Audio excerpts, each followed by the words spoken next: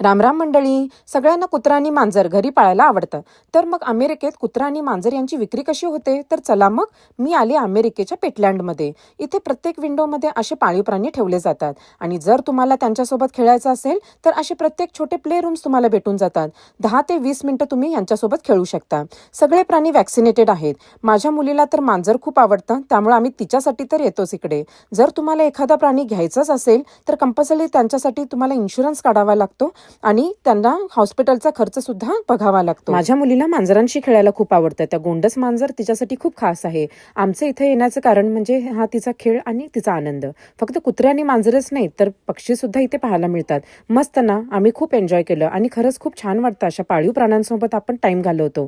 मांजराप्रमाणेच इथे कुत्र्यांसाठी सुद्धा play rooms आहेत. इथे प्रत्येक ब्रीडचं कुत्रं तुम्हाला मिळून जातं. चला तर मग भेटूया आपण पुढच्या व्हिडिओमध्ये. तर मला फॉलो करायला विसरू नका. बाय.